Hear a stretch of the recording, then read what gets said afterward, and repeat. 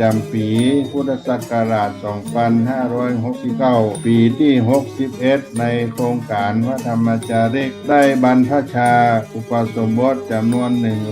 193 รูปถวายเป็นพระราชกุศลสมเด็จพระนางเจ้าสิริกิติ์พระบรมราชินีนาถพระบรมราชชนนีพันปีหลวงในวันที่ 12 กรกฎาคม พุทธศักราช 2569 ณ พระอุโบสถวัดเบญจมบพิตรดุสิตวนาราม กรุงเทพมหานคร และวันที่ 13 กรกฎาคม พุทธศักราช 2569 ณ พระอุโบสถวัดสลีโสดา พระอารามหลวง จังหวัดเชียงใหม่ เชิญท่านผู้ใจบุญทั้งหลายร่วมเป็นเจ้าภาพรูปละ 2,500 บาท หรือตามกำลังเจตนาศรัทธาที่จะได้ร่วมบุญกันณโอกาสนี้ก็ขอประชาสัมพันธ์บอกบุญกับทุกท่านขออนุโมทนาล่วงหน้าของทุกท่านได้ประสบความสุขความเจริญได้ร่วมเป็นเจ้าภาพบวชเณรบวชพระในปีพุทธศักราช 2569 กับวัดสลีโสดาพระหลวงโครงการพระธรรมจาริกในปีนี้ทุกท่านทุกคน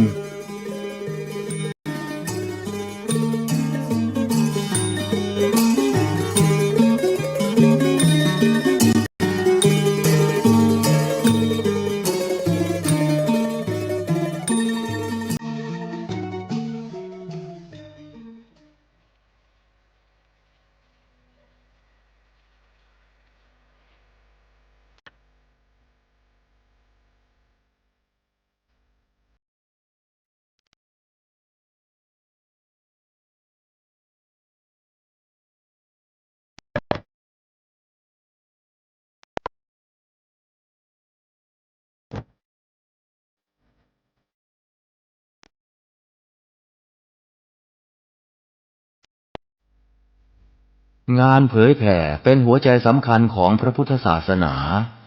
พระพุทธเจ้าอุบัติขึ้นมาบนเป้าหมายแห่งการเผยแผ่ความดีนำความดีไปแทรกไว้ในจุดที่มีความดีไม่มากค่อยๆเจือจางจนกระทั่งความไม่ดีนั้นหายไปเหลือแต่ความดีหรือมีดีมากกว่าไม่ดี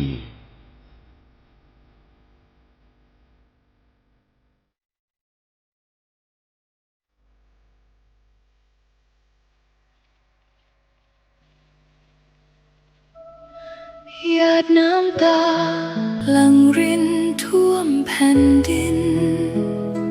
เมื่อได้ยินข่าวเศร้าวิปโยคใหญ่น้อมดวงจิตส่งเสด็จสู่ฟ้าไกล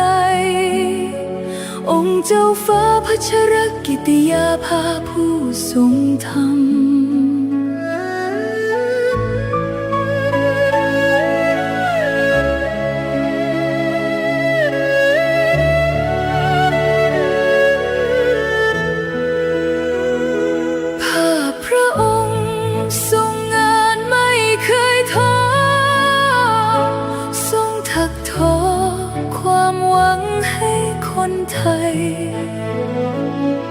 โครงการกำลังใจพระตราตรำชุบชีวิตผู้พลังทำให้ฟื้นคืนทรงเมตตาผู้ต้องขังหลังกำแพงจุดใต้แสงแห่งโอกาสส่องสดชื่นพระหัตถ์ยืนโอบอุ้มผู้คมคืนทรงหยัดยืนเพื่อสตรีและเด็กไทยนักกฎหมายผู้ยึดมั่นความยุติธรรมทรงน้อมนำพระปรีชาอันยิ่งใหญ่เพื่อปวงชนพ้นทุกสุขเกรียงไกรจารึกไว้ในแผ่นดินไม่เลือนลางพระคุณงามความดีที่ทรงสร้างเป็นแนวทางส่องสว่างไม่จืดจ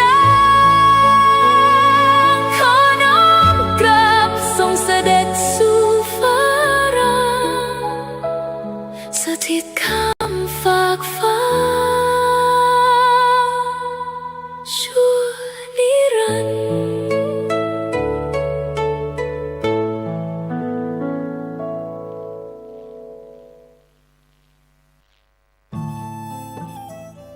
ท่านกำลังติดตามรับฟังสถานีวิทยุกระจายเสียงพระพุทธศาสนาแห่งชาติและสังคม คลื่นเพื่อการศึกษาพระพุทธศาสนาและวัฒนธรรม ระบบ FM 104.5 เมกะเฮิรตซ์รายการต่อไปเป็นรายการคดีโลก คดีธรรม ขอกราบถวายความนอบน้อมแด่พระรัตนตรัยถวายความเคารพพระมหาเถระพระเถรานุเถระทุกท่าน ขอเจริญสุขญาติโยมสาธุชนที่กำลังติดตามรับฟังรายการจากสถานีวิทยุแห่งนี้ทุกท่าน ขอนำท่านผู้ฟัง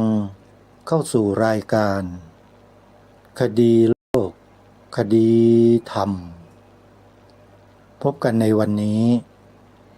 วันแรม6 ค่ำเดือน 8 วันนี้ตรงกับวันอาทิตย์ที่ 5 กรกฎาคม พระพุทธศักราช 2569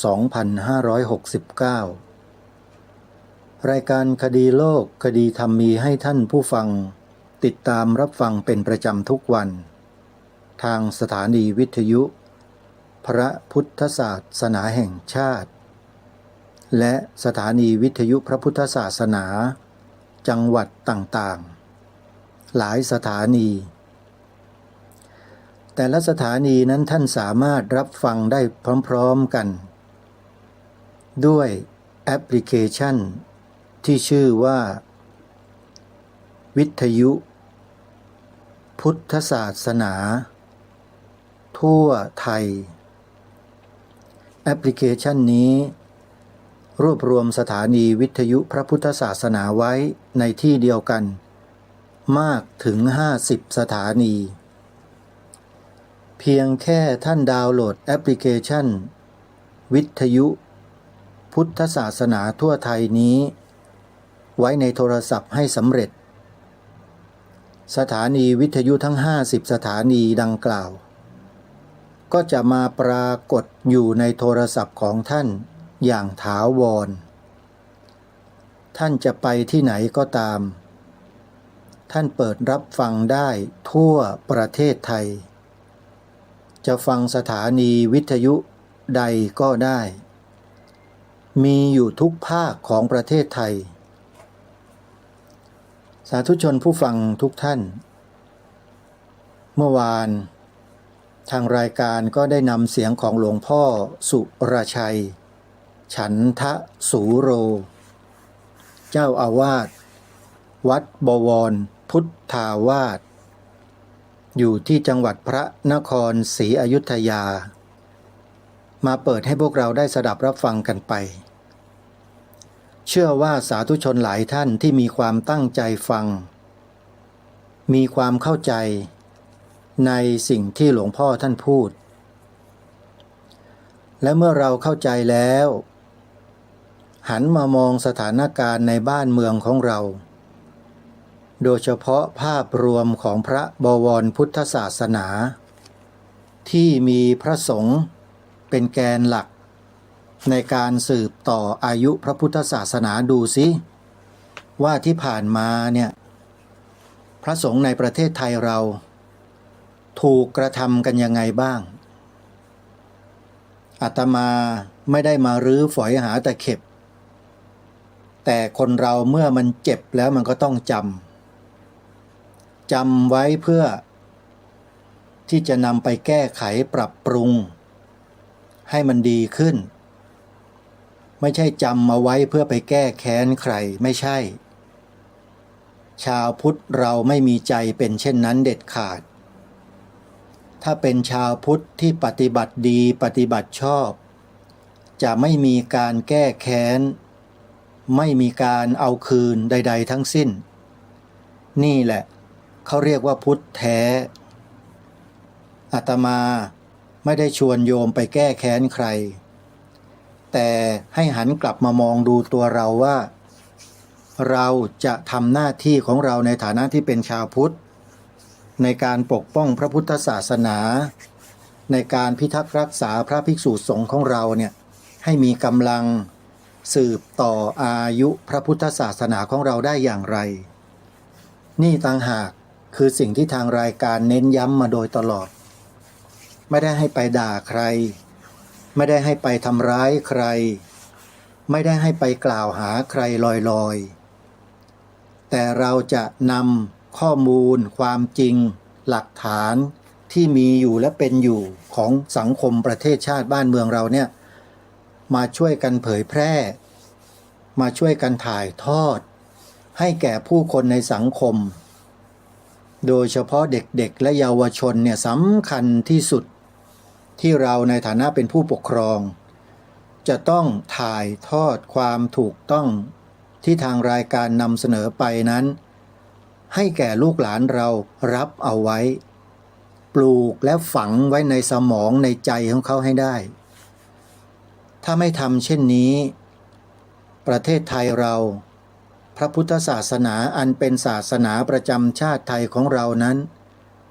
มันจะไม่มีเหลืออยู่ในจิตใจของเด็กเยาวชนเหล่านี้เลยและเมื่อมันไม่มีอยู่ในใจเขาเมื่อเขาเติบโตขึ้นไปแล้วเขาจะมีอะไรล่ะที่จะไปสืบสารรักษาต่อยอดสิ่งเหล่านี้ให้แก่พวกเราซึ่งเราอาจจะตายจากโลกไปนี้หมดแล้วก็ได้เพราะฉะนั้นเวลาที่มีอยู่ตรงนี้ที่มันเหลืออยู่น้อยนิดโยมทำเถอะเชื่ออาตมาเถอะให้รีบทำกันเลยเพราะเวลาของชีวิตคนเราเนี่ยมันมีน้อยโยมพูดแบบนี้หลายคนก็ยังไม่เชื่อว่าเวลามีน้อยคิดว่าตัวเองอายุแค่จะเท่านี้เองเวลาเหลืออีกตั้งเยอะคิดแบบนี้เขาเรียกว่าคิดผิดถนัดเลยโยมผิดจริงๆไม่ใช่เลยฮะเวลาจริงๆมันเหลืออยู่แค่ขนาดจิตเดียวเท่านั้นเองฮะคือไม่มีอะไรหรอกที่เกิดมาแล้วไม่ดับนี่คือคำสอนแท้ๆของพระสัมมาสัมพุทธเจ้าถ้าเราศึกษาเรียนรู้สภาวะธรรมอันเป็นปรมัตถสัจจะที่เป็นของจริงๆของแท้ๆเนี่ยนะเราจะเข้าใจเลยว่าไม่มีอะไรเนี่ยตั้งอยู่มีแต่เกิดแล้วก็ตั้งอยู่ชั่วแวบเดียวแล้วดับทันทีชีวิตคนเราก็เหมือนกันโยมมันดับอยู่ตลอดนะดับตลอดจริงๆนะโยมไอ้เรื่องความตายที่เราเข้าใจกันนั่นน่ะมันเป็นเพียงแค่ธรรมชาติที่ไม่มีใครที่มีชีวิตในจักรวาลนี้นะใน31ภูมิเนี้ยหมายถึงว่ามีชีวิตมีตาหูจมูกลิ้นกายใจเหมือนอย่างเราเนี่ยขันธ์ห้าขันธ์สี่ขันธ์สามขันธ์หนึ่งก็แล้วแต่ต้องตายหมดเลยโยมไม่มีเหลือแต่ถ้ายังมีเหตุปัจจัยอยู่ก็ยังเวียนตายเวียนเกิดเวียนเกิดเวียนตายเวียนตายเวียนเกิดกันอยู่อย่างนี้แหละไม่จบสิ้นสักทีแล้วท่านมารณรงค์ให้ญาติโยมมาทำมาพูดมากล่าวอะไรของท่านเนี่ยทำไมล่ะทำให้มันเมื่อยให้มันเมื่อยตุ้มทำไมบางคนก็มาถามกลับอาตมาอย่างนี้ก็มีเหมือนกันก็ในเมื่อทุกสิ่งทุกอย่างมันเกิดดับมันตายแล้วไปต้องไปทำมันทำไมก็ปล่อยมันไปสิใช่ใจเราปล่อยได้ฮะปล่อยวางได้ปล่อยวางสังขารของตัวเราเนี่ยวางอัตตาตัวตนนี่พระพุทธเจ้าสอนแบบนี้นะการปล่อยวางไม่ใช่ให้ปล่อยวางหน้าที่เรามีตาหูจมูกลิ้นกายใจอยู่เนี่ยแล้วมันเกี่ยวข้องกับคนอื่นกับสังคมอยู่เนี่ยหน้าที่ของเรามันมีอยู่เราต้องทำหน้าที่ตรงนี้ให้ดีที่สุดด้วยความรับผิดชอบโชคดีนะที่ประเทศไทยเราเนี่ยองค์พระประมุขของแผ่นดินคือองค์พระมหากษัตริย์ทุกพระองค์ทรงเป็นพุทธมามกะและทรงเป็นองค์เอกอัคร พุทธศาสนูปถัมภกทรงยอยกพระพุทธศาสนาเป็นศาสนาประจำพระราชอาณาจักรมาโดยตลอดพอเปลี่ยนแปลงการปกครองลัทธิตะวันตกครอบงำระบบการปกครองของชาติบ้านเมืองเท่านั้นแหละไอ้มนุษย์คนไทยอย่างพวกเราบางกลุ่มบางพวกหรืออาจจะเป็นจำนวนมากก็ไปหลงเชื่อไปหลงศรัทธาไปหลงไหลได้ปลื้มกับเสรีนิยมจอมปลอมเหล่านั้นกันหมดแล้วก็หันมาทำลายสมบัติของบรรพชนของตัวเองจนสิ้นไม่ให้มีเหลือเนี่ยมันไม่ใช่หน้าที่เลยนะของลูกหลานไทยมันเป็นหน้าที่ของพวกโจรที่ต้องการทำลายความเป็นไทยของเราต่างหากอาตมาพูดตรงไปหรือเปล่าก็ไม่รู้จะพูดไปอ้อมค้อมไปไหนอะโยมมันเป็นเรื่องจริงไปเป็นความจริงใช่ไหมโยมแม่นันทพรโยมแม่โยมแม่จันทิพย์จริงไหมโยมทั้งสองท่านนี้อยู่จังหวัดเชียงใหม่ฟังรายการคดีโลกคดีธรรมอยู่เป็นประจำอาตมาพูดด้วยเหตุด้วยผลนะโยมไม่ใช่ใช้อารมณ์แม้แต่นิดเดียวไม่มีเลยอาตมาไม่ใช่เป็นงัวเป็นควายนะโยมที่จะต้องใช้แต่อารมณ์ไม่ใช่ใช้ปัญญาใช้ความพิจารณาแล้วก็นำมาถ่ายทอดให้พวกเราบางทีพวกเราคนไทยกันเองเนี่ยคิดกันไม่ออกว่ามันเกิดอะไรขึ้นกับชาติบ้านเมืองของเรานะก็เราไปติดตังอยู่กับแนวคิดที่เขาใส่มาในระบบการศึกษาชาติเราไปหลงไหลได้ปลื้มกันอยู่แค่นั้นไงถูกล้างสมองกันมาตั้งแต่เล็กๆเลยใช่ไหมถามจริงๆเถอะในโรงเรียนของพวกญาติโยมทั้งหลายเนี่ยมีใครเขาสอนเรื่องความหมายธงชาติบ้างไหมที่เต็มสมบูรณ์น่ะแบบสมบูรณ์มีไหมโยมมีโรงเรียนไหนสอนแบบนี้บ้างไหมที่อาตมาสอนญาติโยมเนี่ยขอร่ำรำพันบรรยายความคิดเครื่องหมายแห่งสีทั้งสามงามถนัดขาวคือบริสุทธิ์สีสวัสดิ์หมายพระไตรรัตน์และธรรมะคุ้มจิตไทยมีโรงเรียนไหนสอนแบบนี้ไหมสอนเด็กๆเยาวชนนักเรียนมีไหมแล้วเคยคิดกันบ้างไหมว่าทำไมไม่สอนไม่มีเพราะอะไรนี่แหละคือสิ่งที่เราไม่คิดกันอาตมามาเจอหลักฐานการบิดเบือนการทำให้คลาดเคลื่อนของคนบางกลุ่มบางประเภทที่อยู่ในอำนาจเขาใช้อำนาจมาทำลายสิ่งเหล่านี้ของพวกเราอาตมาก็นำมาเปิดเผยมาบอกถึงสิ่งที่มันเกิดขึ้นนี้แก่พวกเราแล้วก็เชิญชวนพวกเราให้รักษาให้ป้องกันให้ช่วยกันเผยแพร่ความถูกต้องไม่ได้ให้ไปด่าพวกนั้นไม่ได้ให้ไปเอาโทษเอาผิดพวกนั้นไม่ได้ให้ไปทำลายพวกเขาไม่ใช่แต่ให้เรามายืนหยัดอยู่บนข้อมูลหลักฐานที่ถูกต้องร่วมกันอาตมาทำอะไรผิดเหรอไม่ผิดใช่ไหมโยมแล้วทำไมเราไม่ช่วยกันล่ะก็นี่แหละคือปัญหาก็คือพวกเรานั่นแหละไม่ช่วยกันเองก็อย่างที่บอกเพราะอะไรที่ไม่ช่วยเราถูกล้างสมองมาตั้งแต่อนุบาลไม่มีครูอาจารย์คนไหนนำสิ่งเหล่านี้ไปสอนเราในโรงเรียนในห้องเรียนแม้แต่คนเดียวทั้งประเทศทำไมถึงเป็นเช่นนั้นคนกุมอำนาจรัฐเป็นผู้กำหนดนโยบายของรัฐสั่งการให้ผู้ปฏิบัติคือครูอาจารย์และโรงเรียนสอนตามสิ่งที่เขาเขียนไว้ในตำรานั้นมันต่อท่อกันมาแบบนี้ไงมันไม่ใช่เรื่องยากที่เราจะคิดไม่ออกเรื่องพวกนี้มันง่ายนิดเดียวใช้หลักของอริยสัจสี่ของพระสัมมาสัมพุทธเจ้าเข้าไปจับแล้วเราก็สาวไปหาสาเหตุที่แท้จริงมันก็เจอหมดเลยทั้งกระบวนการเลยว่ามันเป็นอย่างนี้บ้านเมืองเราทำไมคนไทยในประเทศนี้จึงไม่กล้าพูดคำว่าพระพุทธศาสนาเป็นศาสนาประจำชาติไทยของเราไม่กล้าพูดอย่างเต็มปากเต็มคำกันและไม่กล้ายืนยันสีขาวในธงชาติ ว่าสีขาวนั้นหมายถึงอะไรไม่กล้าจนถึงวันนี้วินาทีนี้ก็ยังไม่กล้ากันเลยไปฟังสถานีวิทยุโทรทัศน์ทั่วประเทศดูนะครับทั้งสถานีวิทยุพุทธศาสนาทั้งสถานีอะไรแล้วแต่ไม่มีใครกล้าพูดคำนี้สีขาวในธงชาติไทยหมายถึงพระพุทธศาสนาเท่านั้นอาตมากำลังรออยู่ว่าวีรบุรุษและวีรสตรีในประเทศนี้ยังมีเหลืออยู่หรือเปล่านี่ไม่ได้ไปชวนรบใครนะเนี่ยให้รบกับตัวเองดิรบกับความขี้ขลาดตาขาวที่มันอยู่ในใจเราออกกล้าหรือเปล่านั่นแหละปัญหามันอยู่ตรงนั้นนะกล้ายืนยันกันไหมหลักฐานมีอยู่ทางรายการก็ย้ำมาโดยตลอดอยู่แล้วเต็มเลยนะเนี่ยไม่มีอะไรที่จะยิ่งกว่านี้แล้วนะ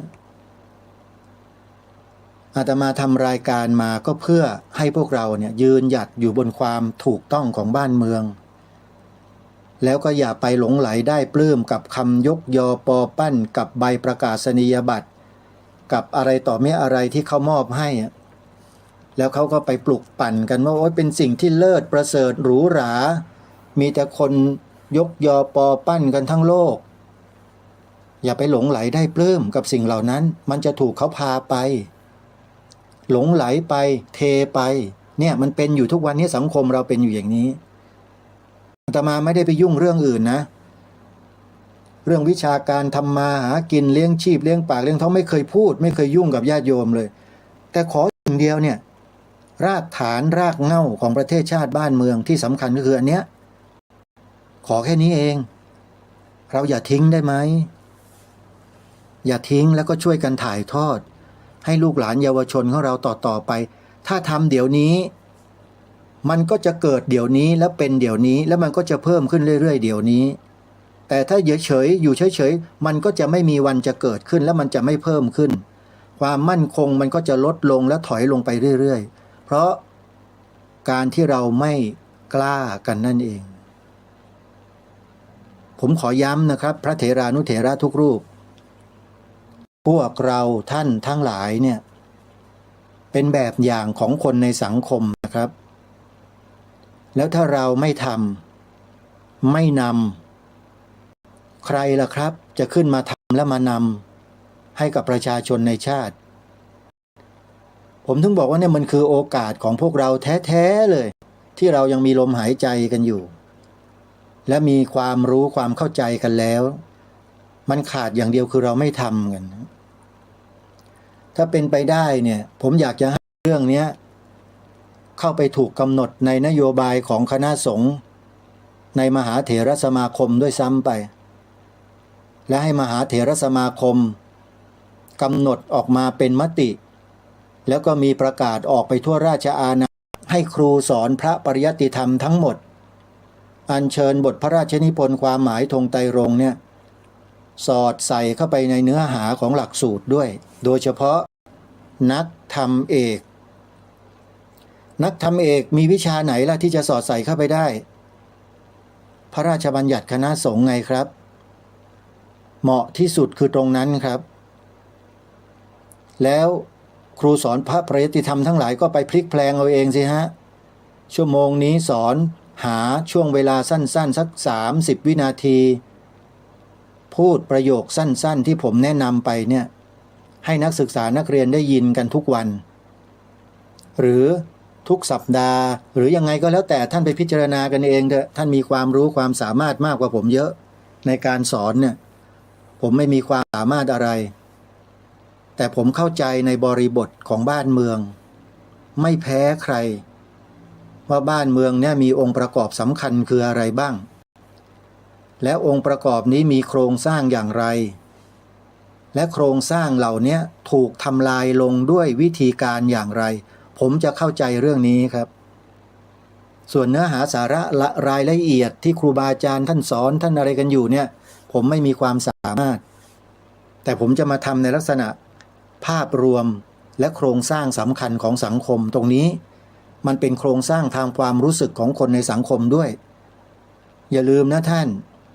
จิตใจมนุษย์เนี่ยสำคัญกว่าเปลือกนอกนะครับไอสิ่งที่เราเห็นด้วยตาได้ยินด้วยหู สัมผัสด้วยจมูก ลิ้นกาย หรือนึกคิดด้วยใจเนี่ยมันยังไม่ใช่นะครับแต่สิ่งที่สำคัญคือมโนสำนึกครับนี่แหละมันอยู่ในใจเหมือนกันแต่มันเป็นตัวสำนึกรับผิดชอบต่อชาติพระพุทธศาสนาพระมหากษัตริย์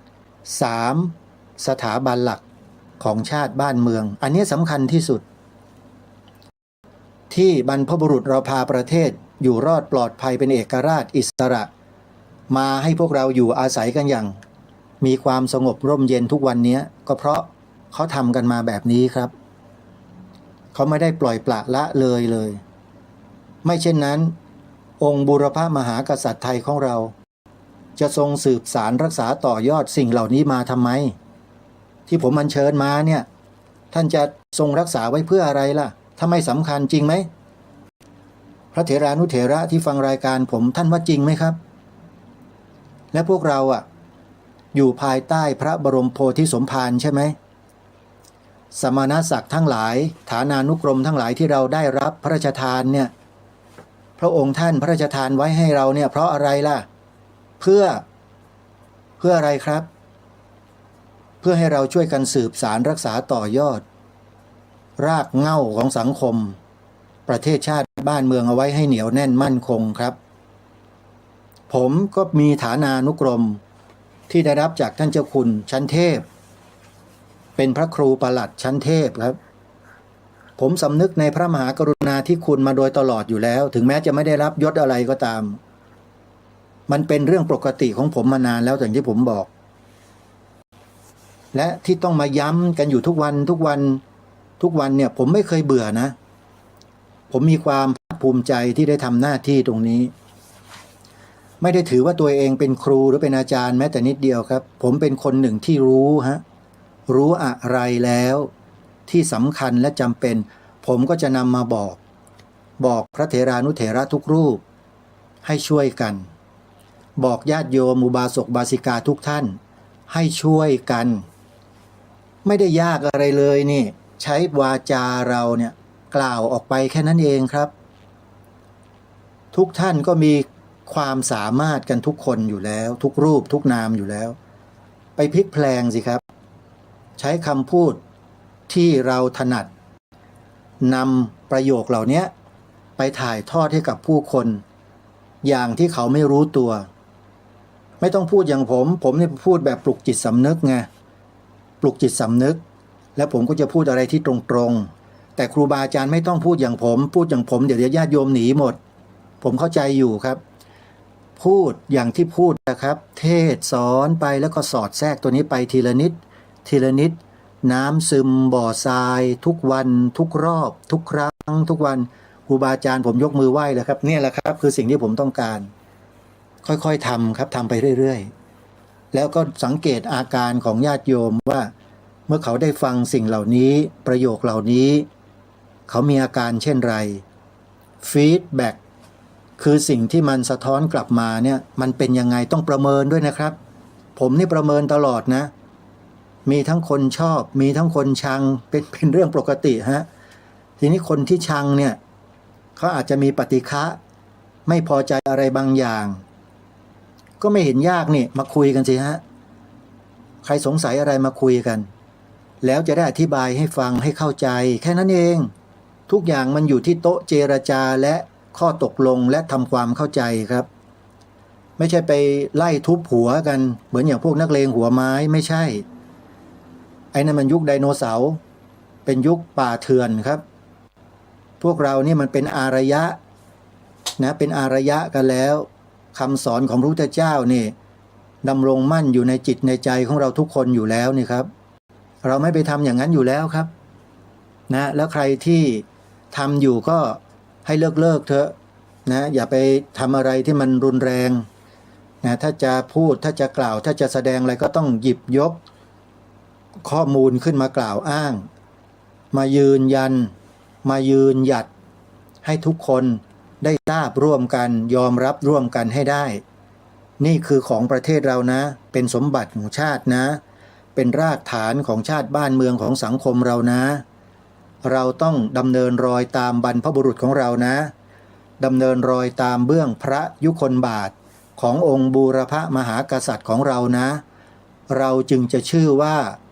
ลูกหลานไทยอย่างแท้จริงแต่ถ้าทำตรงกันข้ามก็ไม่ใช่ลูกหลานไทยอ่ะ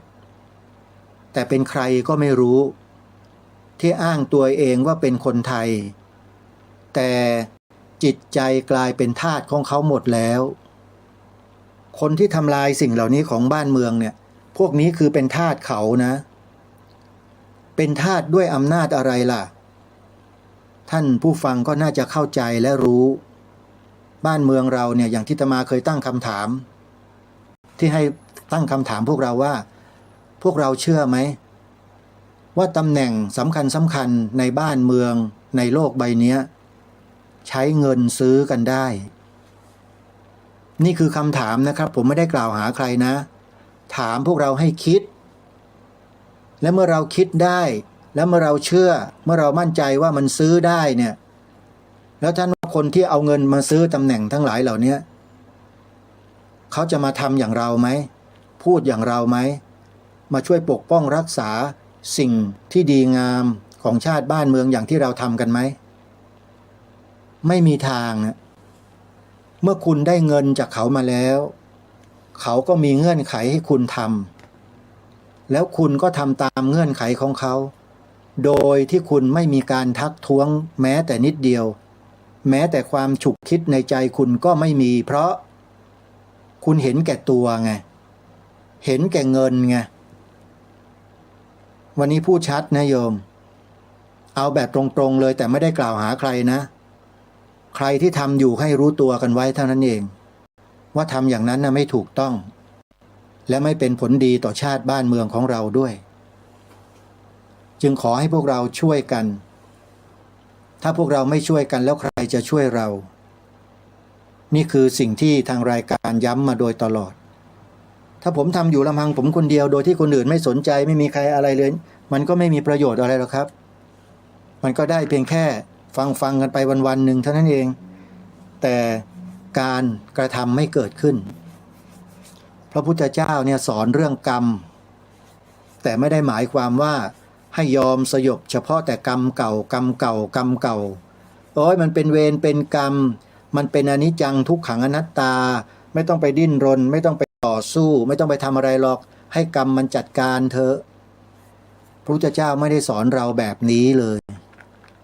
นี่คือลัทธิกรรมเก่าซึ่งเป็นมิจฉาทิฏฐิชนิดหนึ่งนะเป็นมิจฉาทิฏฐิชนิดหนึ่งนะท่านพระพุทธเจ้าสอนเรื่องการกระทำครับคืออะไรความเพียรพยายามพระพุทธเจ้าสอนเรื่องความเพียรพยายามทำนี่แหละคือกรรมของพระพุทธเจ้าที่สอนที่ตรัสสอนนะไม่ใช่ให้ยอมสยบกับกรรมเก่าแล้วไม่ทำอะไรเลยบ้าแล้วใครถ้าไปคิดกันอย่างเงี้ยไม่ใช่แล้วโยมไปปล่อยให้ลงอะไรเอาอนิจจังทุกขังอนัตตาที่พระพุทธเจ้าตรัสสอนมาตัดสินว่าไม่ต้องทำอะไรหรอกอยู่เฉยๆหลับหูหลับตาตามหาแก่นถอยไม่ใช่อย่างนั้นครับนะใครจะไปตามหากงหาแก่นอะไรเนี่ยมันเรื่องของเฉพาะตนครับอันนี้มันเรื่องส่วนรวมที่พูดเนี่ยเพราะนั้นอย่ามาปิดช่องน้อยแต่พอตัวแล้วก็มั่วนิ่มกันอยู่อย่างนั้นคนที่ไปชี้นำสังคมไทยอยู่อะตามหาแก่นถอยตามหาแก่นถอยนะรายการอะไรก็ไม่รู้อยู่สมัยไหนก็ไม่รู้เคยดูกันไหมโยมจะเอาแต่แก่นอย่างเดียวไงไอ้ทำหน้าที่เนี่ยไม่เอาเลยหน้าที่ปกป้องพิทักษ์รักษาไว้นี่ไม่เอาเลยนะคนเนี้ยนะตามเอาแต่แก่นอย่างเดียวแต่ต้นไม้ทั้งต้นมีทั้งใบดอกผลเปลือกมีทั้งกระพี้เนื้อรากมีกิ่งก้านสาขาเป็นประโยชน์เยอะแยะมากมายไม่เอามันจะเอาแต่แก่นและสุดท้ายเอาแต่แก่นไปทำอะไรล่ะมันผลิดอกออกผลออกมาเป็นผลประโยชน์อย่างมากมายมหาศาลได้ไหมแก่นนะโยมมันก็เอาไปใช้อยู่ในห้องนอนในหัวนอนมันคนเดียวนั่นแหละหรือมันก็ไปตีหน้าแข้งตัวเองมันไม่ได้ประโยชน์อะไรเลยนะแก่นเนี่ยมันได้เฉพาะตัวคนเดียวไง แต่ถ้าเป็นต้นไม้เราช่วยกันบำรุงรักษาดูแลให้เติบโตผลิดอกออกผลอย่างมหาศาลคนไม่ใช่เฉพาะแต่ตัวเรานะที่ดูแลกันไม่กี่คนนะทั้งสังคมเนี่ยได้ประโยชน์จากต้นไม้นี้เพียบเลยเหมือนกันทำหน้าที่ที่ทางรายการและทุกท่านทุกคนช่วยกันทำอยู่เนี่ยครูบาอาจารย์ทั้งหลายทำอยู่เนี่ยนี่แหละโยมคือต้นไม้ใหญ่ไงรากเง่าลำต้นเปลือกเนื้อกิ่งก้านสาขาใบดอกผลเมล็ดได้ประโยชน์หมดเลยก็คือกิจกรรมที่ชาวพุทธตั้งแต่พระสงฆ์สามเณรแม่ชีบาศกบาสิกาและประชาชนชาวพุทธผู้ศรัทธาเลื่อมใสในพระรัตนตรัยเราพากันทำเป็นองคาพยพเหมือนต้นไม้ใหญ่ที่อยู่ในสังคมนี้นี่แหละทุกอย่างมีประโยชน์หมดเลยทุกส่วนอย่าให้ใครไปหลอกไปตามหาแก่นถอยอีกนะโยมอย่าไปให้เขาหลอกอีกนะทุกวันเนี่ยคนที่โดนเขาหลอกเนี่ยยังเชื่อเขาอยู่เลยนะยังเชื่อเขาอยู่นั่นน่ะแล้วก็มาทำลายกันเองอยู่นะระวังให้ดีนะโยมนะจะตกเป็นเครื่องมือเขานะพวกเนี้ยวาทะเขาเนี่ยมันมีวาทศิลป์ไงแล้วก็เป็นคนที่มีไหวพริบปฏิภาณดีคนพวกเนี้ยนะแต่ความประสงค์อยู่ข้างในนั้นเราไม่รู้ไงแต่เมื่อมองดูถึงผลที่มันเกิดขึ้นจากการที่เขาทำหน้าที่ตรงนั้นแล้วเราก็รู้เลยไงผลที่ปรากฏออกมาคือคนไทยแตกแยกความคิดเห็นแตกแยกกันไงแตกแยกมันก็ถกเถียงพอถกเถียงมันก็ทะเลาะกันก็เกิดเป็นเรื่องราวเกิดเป็นเหตุการณ์เป็นปัญหาของสังคมไม่หยุดไม่สิ้นเห็นไหมมันเกิดจากจุดนั้นเพราะฉะนั้นวิธีแก้ก็คือทุกคนต้องหันมา back to basic กลับคืนมาสู่พื้นฐานเดิมของเราตั้งแต่เริ่มต้นที่ไม่มีไอ้พวกแก่นถอยนี่มาก่อนเนี่ยเดิมเนี่ยบรรพชนเราทำอะไรกันไว้นะมาศึกษาพวกนี้มาดูประวัติศาสตร์ชาติบ้านเมืองให้ดีแล้วเราก็พยายามนำแก่นแท้ของสังคมเหล่านั้นเนี่ยมาประยุกต์ใช้ในสังคมนี้ให้เหมาะสมเหมือนกับพระที่นั่งจักรีมหาปราสาทพระที่นั่งอนันตสมาคมเห็นไหมองค์พระบาทสมเด็จพระพุทธเจ้าหลวงรัชกาลที่5ทรงส่งพระราชโอรสไปศึกษาวิชาการทางตะวันตกกลับมาแล้วก็ให้แต่ละพระองค์นั้นทรงแสดงฝีไม้ลายมือมาจัดมาทำอะไรต่อเมื่ออะไรในบ้านเมืองในพระบรมมหาราชวังแล้วพระองค์ท่านก็ทรงให้ความเป็นไทยอยู่สูงสุดโยมดูรูปทรงสิฮะพระที่นั่งจักรีมหาปราสาทและพระที่นั่งทั้งหลายเนี่ยข้างล่างตัวอาคารเนี่ยเป็นทรงยุโรปแข็งแกร่งมากแต่ครอบไว้ด้วยทรงไทยข้างบนสวยงามเห็นไหมโยมเห็นพระอัจฉริยภาพขององค์พระมหากษัตริย์ไทยของเราหรือเปล่าทรงไม่ยอมให้สิ่งเหล่านี้มาครอบงำความเป็นไทยของเราเด็ดขาดพูดก็พูดไปเถอะหลายคนยังไม่รู้แนวพระราชดำริอันแท้จริงของล้นเกล้ารัชกาลที่5เวลาถึงวันปิยมหาราช23ตุลาคมเราก็พากันถือดอกไม้ดอกกุหลาบสีชมพูไปกราบไหว้พระบรมราชานุสาวรีย์ของพระองค์ท่านที่ลานพระบรมรูปทรงม้าไปกราบไปไหว้พระองค์รู้จักพระองค์ดีหรือยังถ้ายังไม่รู้เดี๋ยวอาตมาจะขออัญเชิญแนวพระราชดำริพระราชหัตถเลขาแท้ๆของพระองค์ที่พระองค์ตรัสไว้ในหลายๆกรณีมาให้พวกเราได้ฟังกันชัดๆสักรอบหนึ่งติดตามรับฟังกันนะโยมเดี๋ยวจะอ่านให้ฟังวันนี้ของงดการประชาสัมพันธ์ก่อนนะครับครูบาอาจารย์รัชกาลที่5ทรงมีแนวพระราชดำริเกี่ยวกับสังคมประเทศชาติของเราไว้อย่างไรไปติดตามรับฟังพร้อมๆกันโยมสิ่งแรกที่จะนำมาให้พวกเราได้สดับรับฟังกันก็คือพระราชปฏิญาณและพระราชนิพนธ์ของพระบาทสมเด็จพระจุลจอมเกล้าเจ้าอยู่หัวโดยเฉพาะพระราชปฏิญาณของพระองค์ท่านก่อนจะเสด็จประพาสยุโรปเรื่องสำคัญมากเรื่องนี้โยมลอง สดับรับฟังแนวพระราชดำริของพระองค์ท่านก่อนจะเสด็จประพาสยุโรปให้ชัดๆนะว่าพระองค์ได้ทรงประกอบพระราชพิธีศรีสัจจะปานการภายในพระที่นั่งไพศาลทักษิณพระบรมมหาราชวังเมื่อวันที่เดี๋ยวขออนุญาตดูนิดนึงนะโยมเมื่อรัตนโกสินทร์ศก116ซึ่งตรงกับขออภัย115ครับวันที่21มีนาคมพระพุทธศักราช2439โยมลองนับซิว่ากี่ปีมาแล้วความที่พระองค์ทรงมีพระราชหัตถเลขาด้วยลายพระหัตถ์เลยนะคือเขียนด้วยลายมือด้วยนะโยมฟังให้ดีข้าพเจ้าขอปฏิญาณตนเฉพาะหน้าพระสงฆ์เถรานุเถระทั้งหลายอันประชุมอยู่ณที่นี้ว่าการที่ข้าพเจ้าคิดจะไปประเทศยุโรปณครั้งนี้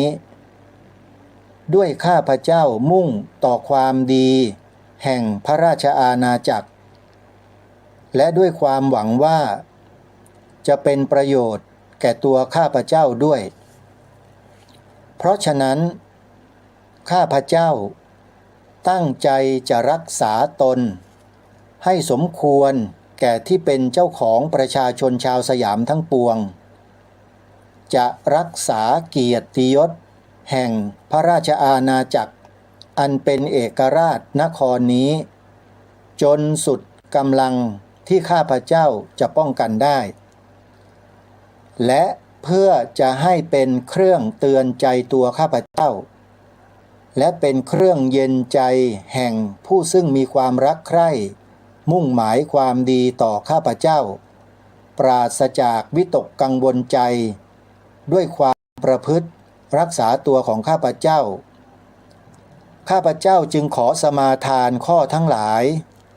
ที่จะกล่าวต่อไปนี้ 1. ข้าพเจ้าจะไม่มีจิตยินดีน้อมไปในศาสนาอื่นนอกจากสมเด็จพระสัมมาสัมพุทธเจ้าและพระธรรม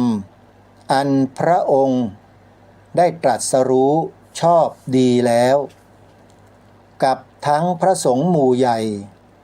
อันได้ประพฤติตามคำสั่งสอนของพระสัมมาสัมพุทธเจ้าพระองค์นั้นเลยเป็นอันขาดจนตราบกว่าสิ้นชีวิต 2. การที่ข้าพเจ้าไปครั้งนี้แม้ว่าจะช้านานเท่าใดก็ดีข้าพเจ้าจะไม่ร่วมประเวณีด้วยสตรีใดจนกลับเข้ามาถึงในพระราชอาณาเขต 3. ถึงแม้ว่าจะไปในประเทศซึ่งเขาถือกันว่าการให้สุราเมรัยไม่รับเป็นการเสียกิริยาอันดีหรือเพื่อป้องกันโรคภัยอันเปลี่ยนอากาศเป็นต้นข้าพเจ้าจะไม่เสพสุราเมรัยให้มึนเมาเสียสติหรือแม้แต่มีกายวิกลเกินปกติเป็นอันขาดคำปฏิญาณสมาทาน3ประการนี้ข้าพเจ้าได้ทำไว้เฉพาะหน้าพระสงฆ์เถรานุเถระ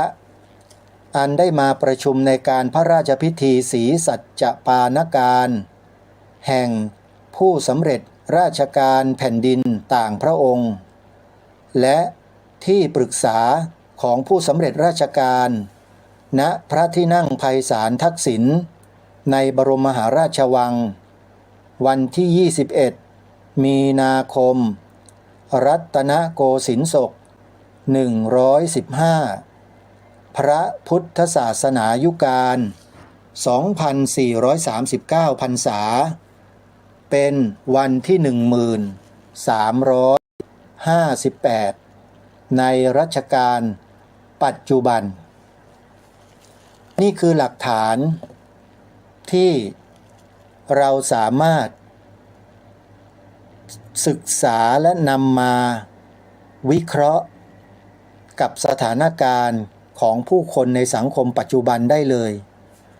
ว่ายังมีความจงรักภักดีต่อพระองค์ท่านรักพระองค์ท่านอย่างไรลักษณะไหนและมีความเข้าใจในแนวพระราชดำริที่แท้จริงของพระองค์ท่านกันหรือเปล่านี่คือสิ่งที่คนไทยทุกวันนี้ไม่รู้กันเยอะเลยว่าพระองค์ท่านนั้นทรงมีน้ำพระราชฤทัยทรงเปี่ยมล้นขนาดไหนที่จะทรงรักษาความเป็นเอกราชนครและทรงสมาทาน3ข้อนี้อย่างชัดเจนโดยเฉพาะข้อที่1ท่านผู้ฟังจะขออัญเชิญมาอ่านอีกครั้งหนึ่งนะโยมแล้วเดี๋ยวจะอธิบายให้ฟังข้อที่1ที่พระองค์ตรัสว่ามีพระราชลิขิตนะพระราชอัตถเลขาว่าข้าพเจ้าจะไม่มีจิตยินดีน้อมไปในศาสนาอื่นนอกจากสมเด็จพระสัมมาสัมพุทธเจ้าและพระธรรมอันพระองค์ได้ตรัสรู้ชอบดีแล้วกับทั้งพระสงฆ์หมู่ใหญ่อันได้ประพฤติตามคำสั่งสอนของพระสัมมาสัมพุทธเจ้าพระองค์นั้นเลยเป็นอันขาดจนกว่าตราบสิ้นชีวิตนั่นหมายความว่าพระองค์นั้นทรงสละแม้กระทั่งพระชนชีพหรือชีวิตของพระองค์เพื่อที่จะทรงรักษาไว้ซึ่งพระราชศรัทธาที่มีต่อพระสัมมาสัมพุทธเจ้าพระธรรมและพระสงฆ์หมู่ใหญ่ก็คือพระสงฆ์ทั้งหลายทั้งปวงที่ยังคงทำหน้าที่อยู่ในสังคมนี่แหละโยมพระองค์ไม่ได้ทรงกำหนดว่าต้องเป็นพระอรหันต์พระสกทาคามีอนาคามีโสดาบันไม่มีเลยครับเหมือนหลวงพ่อสุรชัยที่มาเปิดให้ฟังเมื่อวานเนี้ยที่โยมเขาถามท่านน่ะพระสงฆ์ที่จะสืบสารพระศาสนาได้เนี่ยพระสุปฏิปันโนเนี่ยพระพุทธเจ้าไม่ได้ตรัสถึงพระอรหันต์พระอริยบุคคลนะในสังฆคุณเนี่ยโยมหมายถึงพระที่กำลังปฏิบัติกันอยู่นี่แหละให้เข้าใจกันให้ถูกต้องด้วยโยมอย่าให้ใครมาหลอกพวกเรามาบอกพวกเราว่าพระสุปฏิปันโนต้องเป็นแค่พระอรหันต์เท่านั้นพูดแบบนี้แหละเป็นการทำลายพระพุทธศาสนาโดยตรงเลยโยมอย่าเข้าใจผิดตามคนพวกนี้นะพระสงฆ์ที่อยู่ในบทสังฆคุณว่าอุชุปฏิปันโนสามีจิปฏิปันโนอาหุเนโยทักขิเนโยชลีกรณีโยเนี่ยก็คือพระสงฆ์ธรรมดาอย่างพวกเราทั้งหลายนี่แหละที่กำลังทำหน้าที่สืบสารพระศาสนากันอยู่นี่แหละอย่าไปหลงประเด็นนะโยมหลวงพ่อท่านชอบพูดคำว่าไอ้พวกนักวิชาเกินน่ะนั่นแหละตัวทำลายดีนักแลพวกนี้โยมสู้พวกอาตมาและญาติโยมไม่ได้จบกันแค่ป .4 บางทีก็ไม่จบด้วยซ้ำไปแต่ทำนุบำรุงส่งเสริมพระภิกษุสงฆ์สามเณรพระพุทธศาสนาอย่างเข้มแข็งมากเสียกว่าเสียอีกไม่เหมือนกับคนพวกนั้นนะโยมมันใช้วาทกรรมเนี่ยล่อลวงหลอกลวงลูกหลานคนไทยเราให้หลงประเด็นหลงผิดแล้วก็ให้มาทะเลาะกันเถียงกันอยู่ในโลกโซเชียลนะโยมไปดูดิมันถูกหลอกกันทั้งนั้นแหละให้มาทะเลาะกันนะแล้วพระสงฆ์ที่ท่านทำหน้าที่เป็นเจ้าอาวาสเป็นเจ้าคณะตำบลอำเภอจังหวัดเจ้าคณะภาคเจ้าคณะหนสมเด็จพระราชาคณะจนกระทั่งถึงสมเด็จพระอริยวงศาคตายานตั้งแต่บนลงมาทั้งหมดถึงสามเณรภิกษุสามเณรน้อยนี่ต่างหากที่กำลังสืบสารพระศาสนากันอยู่โยมรวมถึงพระสงฆ์ที่มรณภาพลดไปเมื่อเร็วๆนี้ด้วยที่มุกดาหารน่ะท่านกำลังสืบทอดพระศาสนากันอย่างเสียสละโยมลองไปเดินดูกับท่านไหมล่ะไปเดินดูซิไป100 200 500 800 1,000 2,000 3,000 700 กิโลเหมือนกับ Walk for Peace เนี่ยที่อเมริกาจนโด่งดังไปทั้งโลกแล้วทำให้พระสงฆ์เหล่านี้ท่านเริ่มลงมาจาริกตามพระพุทธเจ้าสอนที่พระพุทธเจ้าตรัสไว้ในโอวาทปาติโมกข์โยมจำได้ไหมที่พระองค์ตรัสว่าภิกขเวจาริกังพ พหูชนะหิตายะพหูชนะสุขายะโลกานุกรรมปายะนะโยมจำได้นะบทนี้เนาะนะนี่แหละคือสิ่งที่พระพุทธเจ้าตรัสสอนให้ออกไปนำสิ่งที่ดีสิ่งที่ถูกต้องไปบอกไปสอนไปถ่ายทอดให้ผู้คนในสังคมให้ได้เข้าใจแต่ถ้าเราอยู่กับวัดกันเฉยๆเป็นไงโยมก็อยู่กันแต่วัดไงแล้วโยมก็ไม่ไปวัดแล้วเนี่ยที่ไม่ไปวัดเพราะอะไรเพราะเสพแต่สื่อแมลงวันอยู่ทุกวันไงสื่อแมลงวันมันก็เอาแต่ขี้แมลงวันเชื้อเน่าๆของแมลงวันนั่นมาถ่ายทอดให้พวกเราให้เราดูกันทุกวันเดี๋ยวก็พระที่นั่นเดี๋ยวก็พระที่นี่ไม่ดีทำไม่ดีอย่างนั้นอย่างนี้ไม่มีดีเหลืออยู่มันก็ตีไข่ใส่สีกันให้เราใส่หูกรอกหูกันอยู่ทุกวันนี่แหละเขาเรียกว่านั่งอยู่ในบ้านแล้วไม่มาวัดแล้วก็ไปฟังแต่พวกนี้สุดท้ายก็เลิกศรัทธาไม่ศรัทธาเลยนี่คือการทำลายพระพุทธศาสนาชนิดหนึ่งอย่างที่หลวงพ่อสุรชัยที่อาตมานำมาเปิดให้ฟังเมื่อวานและเมื่อวันศุกร์เนี่ยที่ท่านพูดไว้ตรงเป๊ะเลยเห็นไหมทางรายการได้บอกกับพวกเรามาโดยตลอดแต่พวกเราก็ไม่เข้าใจเราก็ยังเชื่อสื่อแมลงวันกันอยู่ยังมีความรู้สึกปฏิฆะมีความไม่พอใจไม่ชอบพระสงฆ์กันอยู่แต่หารู้ไหมว่าตัวเองถูกเขาหลอกถูกเขาล่อด้วยวาจาด้วยคำพูดด้วยภาพที่ลบๆแล้วก็เติมเสริมใส่ไข่ใส่สียิ่งเข้าไปอีกทำให้เรานั้นเลยถูกเคลือบแฝงไปหมดเลยในใจหาความดีของพระสงฆ์ไม่เจอหลวงพ่อสุรชัยท่านบอกว่าพวกเราเนี่ยมันอาภัพพระสงฆ์มีดีอยู่เต็มประเทศแต่มองไม่เห็นแต่กลับไปมองเห็นแต่สิ่งไม่ดีอาภัพเหลือเกินท่านว่าอย่างนั้นเพราะฉะนั้นญาติโยมนะเพื่อไม่ให้พวกเราเนี่ยตกอยู่ในวังวนของสิ่งที่มันไม่ดีที่เขานำมาใส่พวกเราเนี่ยนะเราจงกล้าออกมาจากบ้านเถอะก้าวออกมาถ้ามาด้วยกายไม่ได้โยมมาด้วยหัวใจอยู่บ้านเราก็สามารถสนับสนุนพระสงฆ์ได้เดี๋ยวนี้เครื่องไม้เครื่องมือมันทันสมัยหมดแล้วสมมติโยมจะทำบุญวัดศรีอุดมวงศ์จัดงานปริวาสวันที่15ถึง24กรกฎาคมเนี้ยวัดศรีอุดมวงศ์อำเภอวังสะพุงจังหวัดเลยนะจัดงานปริวาสปฏิบัติธรรมบวชเนกขมะ15ถึง24กรกฎาคมโยมมาไม่ได้โยมทำไงไม่ได้ก็โอนปัจจัยมาทำบุญกับท่านเลยเห็นไหมโยมก็เปิดรับฟังสถานีวิทยุของท่านในแอปพลิเคชันที่แนะนำตอนต้นรายการนะแอปพลิเคชันที่ชื่อว่าวิทยุพุทธศาสนาทั่วไทยหรือเปิดฟังรายการคลินิกพุทธธรรมของท่านพระครูดงวรานุวัตรก็ได้ทาง Facebook พิมพ์คำว่าวัดศรีอุดมวงศ์ Official ไม่ต้องมีแฟนเพจก็ได้ครับมันก็ขึ้นมาแล้วล่ะโยมเดี๋ยวโยมจดกันไม่ได้วัดศรีอุดมวงศ์ Official โยม Facebook พระครูจัดรายการสด 21:03 ทุ่มตรงนะโยมถึง 4 ทุ่มช่วงนี้โยมฟังเลยทาง Facebook ท่านจะจัดสดทุกวันรายละเอียดจะอยู่ในนั้นทั้งหมดโยมก็ทำบุญกับท่านได้เห็นไหมนี่คือพระที่ทำงานสืบสารพระศาสนาเห็นไหมเป็นตัวอย่าง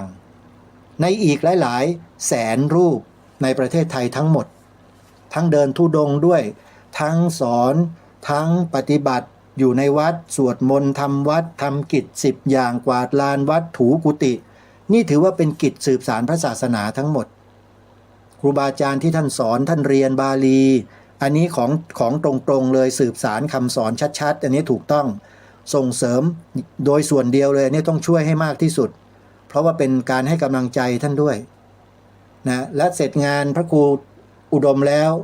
15ถึง24ก็มีงานทำบุญอุทิศให้กับพระครูจริยสารธรรมต่อเลยที่วัดป่าจริยธรรมตำบลนาดอกคำอำเภอนาด้วงจังหวัดเลยทำบุญครบ100 วันพระครูจริยสารธรรม25และ26กรกฎาคมวันที่25ตอนเช้าบวชนาค3 รูปใครจะร่วมทำบุญบวชนาคโยมติดต่อที่คุณเกรียงไกรได้เลยนะ หมายเลขโทรศัพท์ 087 664 7372 087 664 7372 หมดเวลาพอดีขอความสุขความสวัสดีในธรรมแห่งองค์สมเด็จพระบรมศาสดาสัมมาสัมพุทธเจ้า